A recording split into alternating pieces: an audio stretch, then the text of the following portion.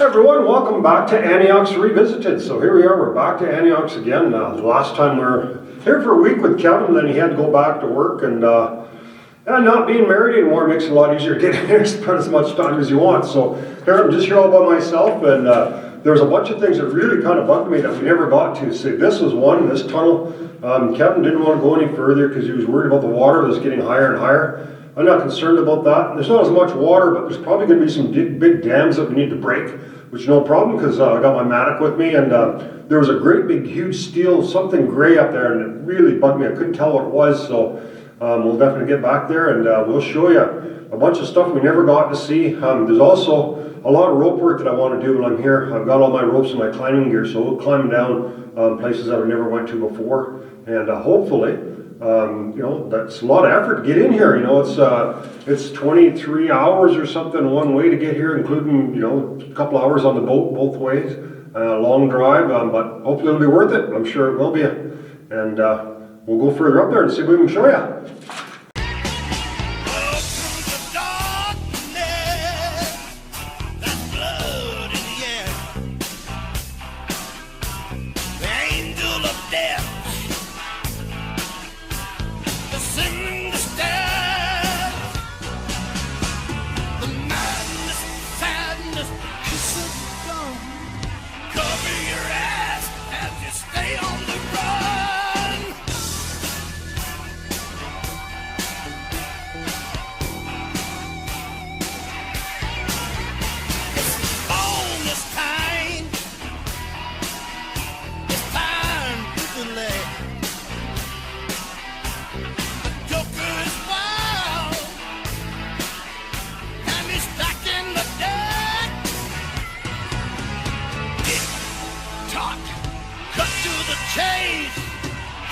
Running out and the using live day, streets infected and crawled in the slime. The neon nightmare is about to unwind.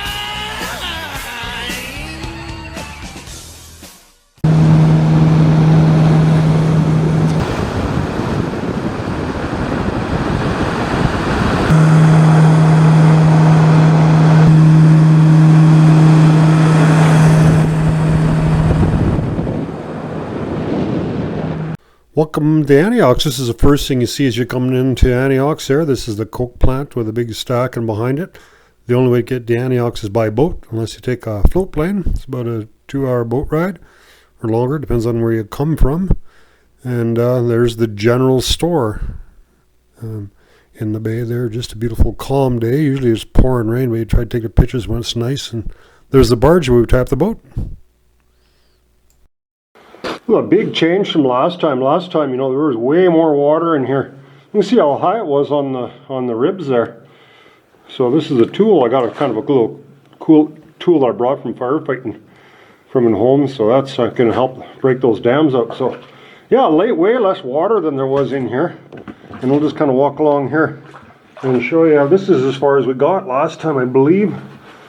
Pretty soft in here, but I got my chest waders now too, so that's really handy. I can work all the way up to my armpits here before I get wet now, so hopefully we won't have to do that. There's that big dam that we're going to break that Kevin was scared to break.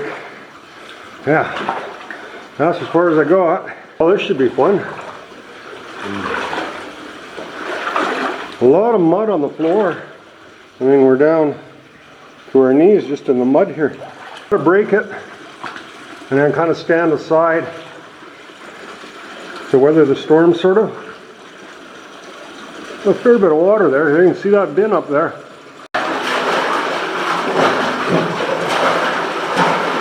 other part is just like really soft.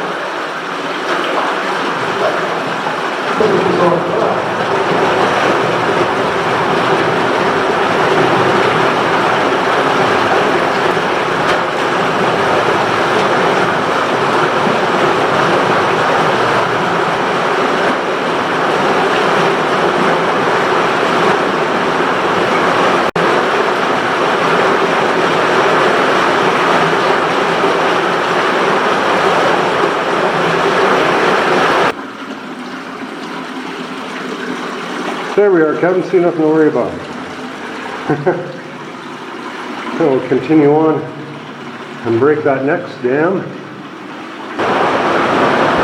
So as you can see, that is not a steel. It wasn't made out of steel. We thought it was a steel box of some type. There was an air door there. Yeah, pretty good sized dam there. One thing about it makes it kind of pretty safe is these. It's definitely going up at an angle. So you got about a 2% angle. So all things being equal, this would be draining itself if it wasn't for these dams. So it's not like we're going to get flooded out here or nothing. The water's dropping pretty slow on this side, so that looks like it might even be the last dam. On top, it's hard. Making a little island here. A little bit of a crack here. Maybe the softer part of it. But, you know, the water's not looking much deeper as we go back. It's slowly dropping down, as you can see. So it'll take a while for this part to drain out. This last section, there was a lot of water that came out of it because it ran for a long time. But it dropped it down a lot too, so, you know, say about half the water's gone now, so it shouldn't take too much longer to drop it down quite a bit more. And I'm not really worried about any kind of a big dam all of a sudden flooding me out of here. Should be just fine. For sure there's been nobody in here for a long time. There's no doubt about that. So we're quite a ways back, so we found a Y here, about 500 meters, pretty deep in water. We're up to, I guess up to our crotch in water. It's not too bad. Look how much it's dropped down.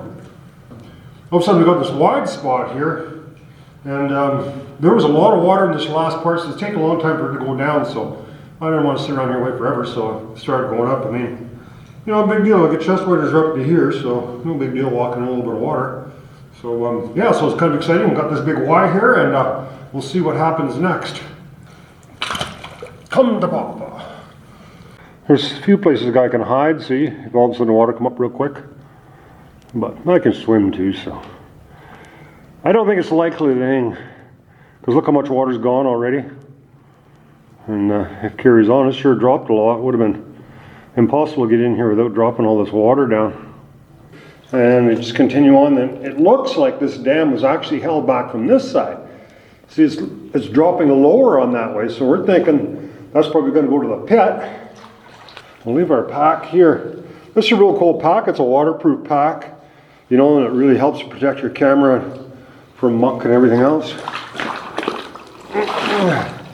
Mud and muck.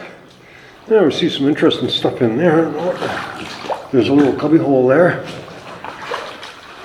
Looks like there's something there. I feel quite a bit of wind in here too, so. Oh, look, I can see it outside there. Oh, isn't that awesome? Yeah. So I bet you we're right up on top of that pit, one of them big frickin' caves that we couldn't get into. When I was flying around on the drone, wasn't able to get into them. So it's quite deep in here. Lots of this, I don't know what this material is called. Mud, I guess. It seems to be all draining out pretty good. Sloughing down a little bit and it's all draining out. So I'm going to say by the time in the next day or two when we're in here, it's definitely going to make it a lot easier to get around in here. A little bit of sulfury smell, which I hadn't really noticed before. Yeah, so we're underneath the big ore chute here. Now what's going on? I'm going the other way here. Oh, there's a whole bunch of workings in there. And a whole bunch more water. That'd be cool if we could get out. Have a look out through that hole and see what we can see. Yeah, this will all drain. It just takes time. Once you get these dams busted out of here, everything will drain.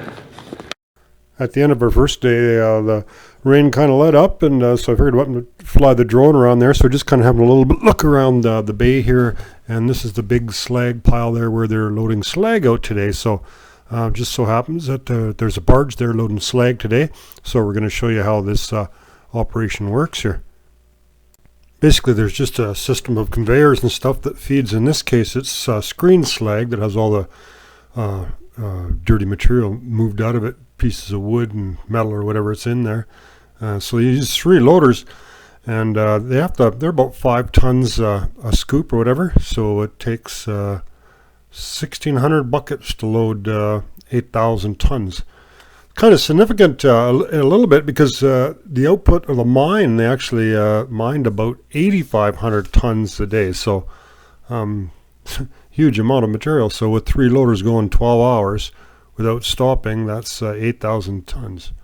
So it just gives you an idea how much material was actually mined out of this mine during the time it was there. Even with with modern equipment and stuff, it's a big job for 3 guys in one day to move that much material. So that's kind of interesting there. I didn't notice that when I was on the ground there, but as we come over there, it looks like a magnet there to pick up any metal stuff. And I should ask Lyle for have a look at his collection of metal stuff they pull out of there. I imagine they probably find some pretty cool stuff in that magnet there, because it's just kind of like a garbage dump back in the day. Slag was just junk. The miners are just amazed that people are actually mining slag out of there. It would have been a real surprise to them, I'm sure. So the conveyor just kind of drops down here, and the reason you'll see a big drop here as it gets to the barge is because of the tides. We have there's a 24-foot drop in the tides, so for that conveyor, it's got to go up and down and not be affected by the tide, which moves pretty fast there. So that's why it drops down to that hopper. As the tide comes up, it's not much of a drop. And so the tug is just a beautiful machine. They took me for a little tour. I actually got to go on it. This, it's just spotless. They just spit and polish that thing. It's a little older tug. I think in 1984, I think it was. And it was a real treat there to have a look around. And there's the engine. I mean, like, it's all chromed, the heads and everything, shined right up. And look at the winch on it, just massive winch on that thing to pull the hook onto the barge. So the tug just kind of pushes the barge around to keep it centered and, to help it loading. They've got to load, the front's got to be quite a bit higher, otherwise it won't tow properly. It kind of digs into the water, so it's got to sit up a little bit, kind of like a sled when you're pulling it along the water. So, those guys are there, and they're just keeping an eye on everything and moving it around a little bit, and that's basically how they load the slag onto those barges. So they make asphalt and roofing material and stuff out of it, and for sandblasting. Yeah, we're just above the swamp here. And pretty good waterfall here. If you look in the distance in the swamp, you can see there's actually still power poles standing there. So we're kind of curious to follow those. I don't know what would be the best way to go. Pretty good drop here. There's falls here. And this is Hidden Creek. Looking down there. No, we're not going to be climbing down there with our rope. So we know the crusher's on the other side. So we think actually we might actually wander down to the bottom and then cross the creek and then try to take the road up where the power line goes across the swamp. We're on our way up Hidden Creek, and kind of interesting. They blasted a hole through there and the water came. So originally the water didn't come through this way. It must have come around there. Not sure why they would have done that. Easy walking along the creek. Easier than walking through the thick bush. Pretty thick just about everywhere here. It's nice when you get into some big gold woods and then briefly don't have to push through the bush. There's a lot of work walking around this country. Yeah, making my way through this swamp here, which actually isn't that bad. It's easier walking through the swamp even though it's a little muddy. A little wet than going through the bush. So here, this is this power line that we saw from the air. So we tried to follow this power line. There was a road here that was made out of plank boards, but it burnt up in the fire of 43. So our idea was to follow this power line to the crusher, which actually isn't very far. Yeah, it's actually a lot easier to stand right on the road where the power line is. It's a lot easier walking through the swamp than I would have expected. Probably to walk from the very bottom to the crusher, maybe walking through the swamp is the very easiest way of doing it. Because everything is just so thick and steep in every other place to try to get around it all. So yeah, so they must have pushed a bunch of stuff from the mine down to try and make a road here on the edge of the swamp. So it's really easy walking. Part of the other reason is a lot of this the acid rock here just calcified, and so you can just walk on this and it's just beautiful, nice and hard, easy walking. The easiest walking we did all day since we left the bunkhouse. Alright, so we're standing in front of the crusher at it here. Soaking wet as per usual. It's rained every day since I've been here. Very humid here, so when you're walking through the jungle, you just get wet from all this stuff. Soaked all the time, sweat, humidity. It's all fun though, I guess. I never bring any water with me. I guess I drink enough beer at the end of the day that I stay hydrated. So we're going to put a climbing rig on, and the plan is to go inside the crusher. We want to go down below the crusher where the ore goes down and see if we can get to the level where the trains load the ore out. It's probably going to be flooded, but it's worth a try, so we'll see how we make out. Alright, so now we've put a nice dry shirt on, taking some of our wet clothes off, and got our climbing rigging on, and we're going to go into the mine. So here's what the plan is. This is in one of the other episodes, I can't remember which one, we went in here and we documented the big crusher. There's a huge crusher here. I don't know how high it is. It's huge. It's a massive crusher. And what they did is they crushed the rock, the oversized rock, and then they sent it down to the 150 level, which is the main level where the trains hauled all the ore out of the mine. So the bottom of the 150 level is plugged off. There's water running out of there, but it's plugged off. You can't get in that way. So the plan is to go down one of these ore passes and see if we can access the 150 level. It's probably going to be flooded, but what the hell, we'll give it a try anyways, and we'll see what we can find. Well, this is a crusher here. This is kind of more detailed exploration of it in another video that we already shot, so we're not going to go back up there again, but I just wanted to show you.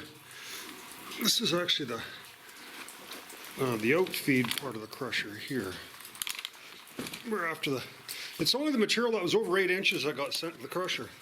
Smaller stuff just went right to the trains. It bypassed it, so be careful because we're on a false floor here. But yeah, so it goes down after it goes through the crusher. It goes down there. And I could go down there, but it's gonna be tough getting back up, just because it's much of a hole. It's straight up and down. So being here by myself, I'm just looking for one of these light bulbs that's stolen on. I've never seen any, but they just look like all normal light bulbs to me. But yeah, so we got 2 options. First one didn't go anywhere. The second one didn't look that good. Looked like it was blocked. And we just got our ropes rigged up here. So I don't know. So you rigged it up to 2 places in case one of these timbers, were to fail. You never know. Kind of funny, I was telling someone about my explorations and stuff that I was doing in here by myself, and he says to me, he says, "You're not married, are you?" I said to him, "Well, not anymore." Anyway, so yeah, we're gonna hop on this rope here and head down there and see what we can find. Or I can find. I guess there's no we here today. Yeah, so no issue coming down. The little steep wasn't too bad. The reason I went a little trickier around that plank is because I didn't want the rope to get cut on that sharp rock. So it's going to make it a little trickier getting out because of that. But it'll be safer, so if that rope were to be cut, I don't know how the hell I'd get out of here. And we could be here for quite a while. So, yeah, so we have to look after our rope if we want to get out. So, unfortunately, the situation is pretty much as I expected. The 150 level, which is the main level that the trains hauled everything out of, is flooded. So, that ore pass, I think, is coming down from the crusher, yeah. Yeah. We're looking down above the crusher, straight up there. Could probably climb along there if it's safe. I don't think I'd slide down there. Probably be all right. Let's get a shot from the bottom of the crusher up that ore pass. Since we climbed all the way down here. For nothing anyways. That's about as far as I need to go, I guess. Yeah, just a couple, it's the bottom of the crusher just going up. I don't want to end up in the soup here, it's pretty steep. Pretty nasty to get out of here. I'm already cold and wet enough as it is, so don't need a bath to top it off. One thing that really helps you navigate these steep things is you hold on to the back, and that really helps you. It's steep like that. You can stand up and hold on to the back, and then you're fine. But yeah, you don't want to be pretty nasty to fall down into there. I'm sure you can get out, but ooh, be cold and wet. Wouldn't be much fun. Then you still got to climb out of here. Yeah, one other last one we should check is this one here, and I'm pretty sure it's flooded too, but we do that, and we've checked every possible way down from the to the 150, so well as well we'll check that one. Now I say I don't think it's going to go anywhere, but we'll have a look. We're just inside the portal here. So we're back in the 630 level here at Anyox, and besides just being nosy and snooping around here, there is actually a purpose for us to be in here. So here is a bat monitor that we're putting in today. So there's an organization called Bat Caver that I work with, and we put these monitors in, and the way that works is it any ultrasonic frequencies that bats emit when they come in here, it'll log that for up to about 6 months. And the other little white thing is a moisture monitor. So the reason we picked this location is it's pretty noisy in this mine. You can see there's an outside exit way out there, so there's not too far to get out. We haven't made it out that one yet because it's we've got to drain some more water. But this is a main hoist level here, and so there's quite a few tunnels coming off of here, branches, different ways to get into here, and the hoist level goes straight down and straight up. So I was thinking, well, if bats are looking for a good place to hibernate, I figured this might be a good location. And so we've got the bat monitor pointed at the hoist here, so they can hear any bats that are navigating that the hoist. So we're in a little kind of a lunchroom, I guess, or break room. And I found kind of an interesting sign there. I'm not sure what it says. It says, please put, it says something, and it's in this can, so maybe. And then the other thing that was kind of cool we found is this miner's lamp. Not in very good shape, really rusty. It's fallen apart, just what we touched. Like, oh, just like that in my museum at home. So we'll just leave this right here. So we said we wouldn't take anything. All right, so we made it to the other side of the pit. Yeah, there's a little opening here. And some of the things I recognized from the first time we were in here, that big boulder there was a little hole there I tried to get through, but I couldn't get up in there. And yeah, so we've been out those two holes there, the bottom one and the top one. And that's where we filmed the drone footage from. So I don't want to get too close to this edge. It looks kind of unstable, so I'm not really sure, but covered a couple things just right in here. There's a little bit of stuff that we had to drain to get into this part. It wasn't too bad. We were up in here the other day, but it was too wet to proceed past that door. We came in that door. See how much the water's dropped already? We drained it out quite a bit here, making it easier. And so this, I was kind of wondering what was in behind this door.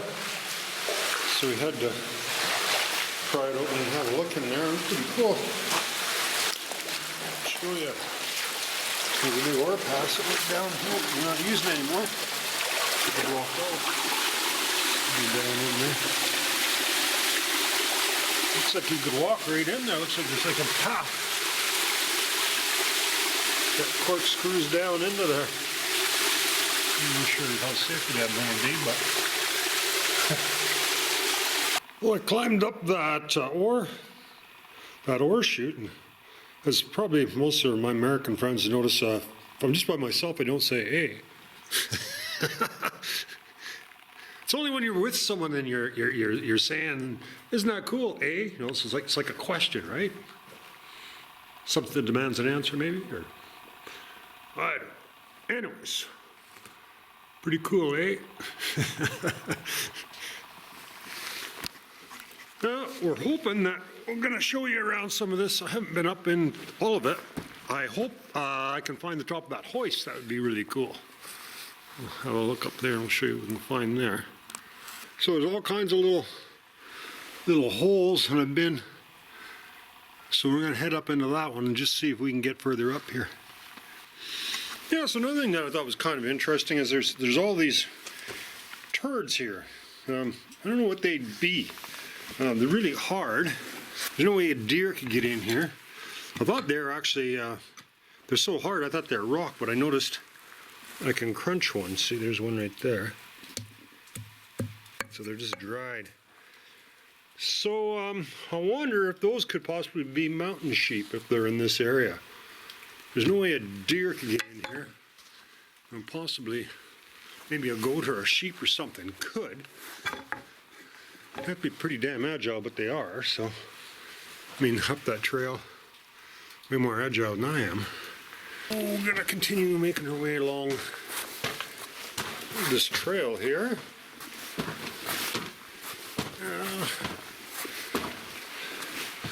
Pretty colorful in here. Lots of sulfides. Tracks you're seeing here are mine. I was here the other day. But I didn't have my camera, so I didn't go very far up because I knew I was going to have to come back and film this because it just keeps going up further and further. Really quite colorful in here. There's some really rich ore here too, or looks rich to me. I keep telling everyone I'm not a miner, but I should say I'm not a prospector, maybe. Miners just take the ore out. Prospectors are the ones that actually find stuff and they know what the different types of minerals are.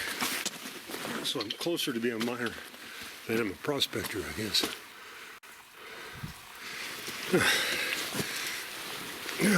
Now I'm gonna have to be part of goat if I'm gonna keep filming. Oh, keep filming. Not end up falling somewhere. A lot of this stuff is really slimy. Look at that green slime. Icicles green. Oh, this stuff's pretty slippery. Interesting, I've never seen green icicles before. Some more passes and stuff there. I'm gonna try to climb up. Really be cool if we could find the top of that hoist level. I had a look at that yesterday. It was just a raise, I think, that stops. That's what I'm thinking of. But I haven't been up this way. So I'll see if what we can see up here. I'm sure if the goats got in here, I can get in. I can get out, right? Yeah, those goats that clamber across there, they wouldn't do shit. I wouldn't. Yeah, there's more of those green icicles. Look up there. See all this material that's on here? See how it's real kind of crumbly red material? That's what's causing all those dams, all that silt is ending up down in the mine and causing all that. It's pretty unstable here, you know. Shouldn't be standing here, really. That looks interesting, almost like a green crystal, eh? Getting harder. Give it a smack. Like a calcium type of a... Yeah, that was pretty nice too. Take a sample here. Big pillar there, we'll just head up this way and see, hopefully we can get up to another level. So we really can't go across that way since I'm not a goat. I'm very stable up there. It looks like there's a level up there. And there's a hole right there. So that's a little tricky. But, you know, if a guy fell off of this part, it doesn't seem that bad. Should be able to stop yourself on that part. I think I can get up there. I think I can just use my mattock and I'll just kind of carve some stairs, if nothing else. Just take my time and take some of the soft material out of there. And yeah, that'll work, I guess. Give her a try. Unfortunately, we can't make it. We're just about there, but just not quite. So I've cleaned all this stuff off, and yeah, this ledge is fine to go up there till there. The problem is that stuff's all really crumbly up there, and I can't safely get around there. And if I make one misstep, I'm done. I'm dead. Down she goes. So we're not going to do it. But I will show you.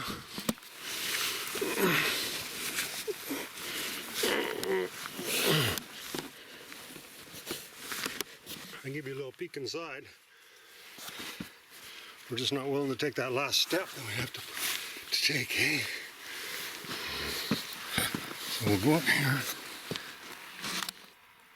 It's closer than I can get, so that's all we can do.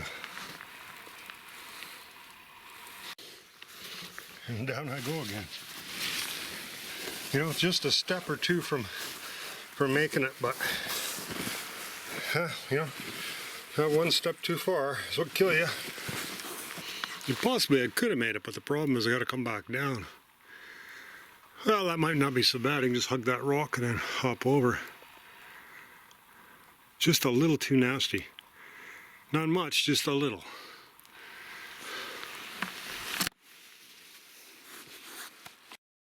Yeah, there's a pretty cool sign, eh? This looks like maybe the main part of the kind of a terminal here, pretty close to the hoist level here. Lots of action here. Tunnels going in every direction here. Okay, so we're faced with a bit of a dilemma here. So this looks like we came this way, and it looks like we're going uphill, and indeed the water was draining back. But there's just like a big plug of mud here, so we're not going to get any more to drain. Now it looks to me that this is going downhill to where the light is there, and I really like to get out there and see where that is.